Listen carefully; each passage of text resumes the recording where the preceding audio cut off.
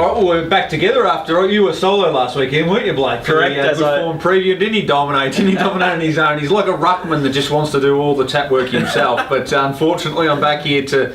Well, I'm just going to ask you the questions, really. And we're not doing the quaddie this week. It's only an 8-race program at Tabcorp Park, Melton, on Friday night. So we'll just pick out what we think are the 3 best races of the night. And I think they're relatively self-explanatory, Baker. It starts with the Hygain Tabcorp Park Melton Cup final at Group 3 level, the second race on the program at 6:42. I was really impressed with Major Star's win in his preliminary. We spoke a little earlier this week. You weren't quite so impressed. You were on track on the night. Have you changed your mind a little bit? Is he the one to beat? I haven't changed my mind necessarily. It was a good solid win, but the race has changed complexion with the scratching of Beach Star, so he was probably going to get across the Major Star before Pepe Bromac got into the race. Now, I think Pepe Bromac will lead, and he'll be hard to catch. I think he'll be better for the run last week. I think... Look, if you can get good odds about Pepe Bromac, I'm not sure what you've marked him, maybe $6 around that mark. I'd be happy to back him each way, Pepe Bromac. Obviously, Major Star is a danger. Lord Monaloo and Lucky Lombo just have those poor draws along with Let's Elope out the back.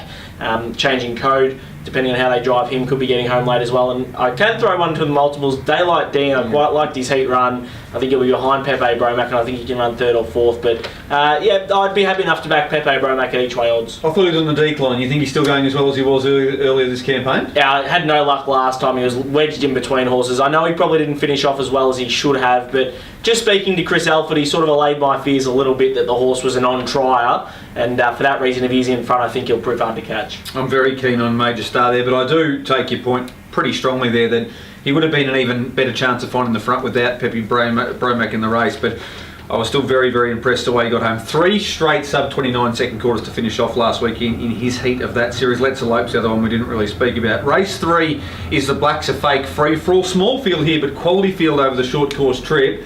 Difficult race to work out, I found. Who did you come up with? The speed maps confused me immensely. I thought that Major Crocker could potentially get across. If he does, I think he's a big chance of blowing them out at each way odds. He was really good through Queensland. He's obviously just been that level below, but he's not too far off the best. So, really interesting race. Messini, obviously, his win at Mildura was solid without being spectacular. He'll no doubt bounce off that performance. Metro Mike's always thereabouts. 5-star Anvil was really good first up. I've got a life.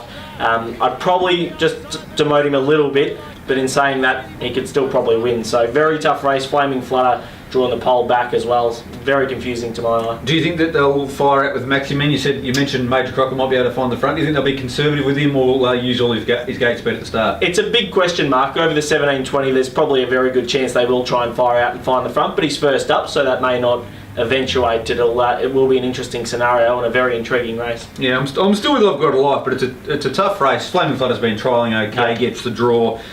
Interesting to note that Messini hasn't got a great record over the short course, but he's the other established A-grader, I think, in the field. So, really good race and probably a good precursor for some races to come in the next 6 or 7 weeks at free-for-all level. Then we'll skip across now to race 6, and this is one of the 4 races you'll be covering for the French. You've been doing a great job of that of recent times when we've had those 4 square gaining races in succession. This is the best of the square grading races on the program, we think, even with the small field. I think there's 4 or 5 winning hopes in the Haraz des Trotters Trot, race 6 over the 2,240 metres.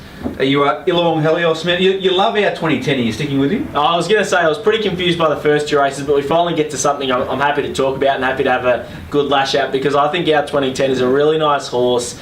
Yes, I know that he's been driven pretty conservatively. I think last start might be the impetus, the way he won that race, to maybe drive him a bit tougher in these sort of races. I think he's capable of doing it, and this is his chance to have a crack at it. So I wouldn't be surprised if he parked out and went pretty close. Obviously, Blue Sky Commander is the main danger, but there are plenty there. Majestic SJ will improve from the first up wrong. Illawong Helios is thereabouts. I'm not a Tenno Dance man personally. I know you don't mind him, but it's probably a bit tough from him drawn out there. So really good race for me. Our 2010, I think, can go up and monster them. We're both going with our heart, I think. I like Blue Sky Commander. I'm a huge Blue Sky Commander fan. You're a big Our 2010 As we can tell by the attire, the blue on blue. Brings out the eyes. So, look, I think that, well, they've mixed and matched with each other in the last couple of weeks, and I think they'll both run great races.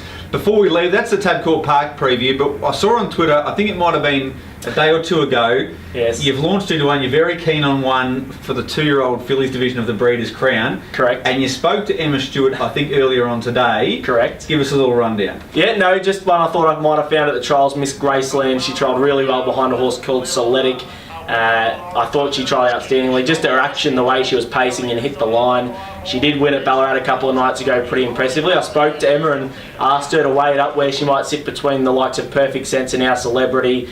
And in my mind, I think in Emma's mind, there's a pretty clearly defined ranking order there, and Miss Graceland's on top quite clearly. Doesn't have the race sense of a Perfect Sense, but she's probably the second pegger, and then Our Celebrity below those. But I think she's got a lot of ability, and I think the team believes she does too. Well bred, I think a half sister to Village Gem, who Correct. was one of my favourites from back in the day. One of the flagship hero, HRV hero that's true, yeah. horses as well, Village Gem. And just did a wonderful job over a very long period of time, but was a particularly good younger horse, 3-year-old in particular, so 3 and 4-year-old. So we'll be doing lots of these Breeders' Crown previews. This is just a sniff really of what where Blake's headed with some of his money in the juvenile fillies division of the Breeders' Crown. But before we get there, we've got to make some money at Tabcorp Park Melton on Friday night, and hopefully the Bakers help you do that. Good luck and good punting.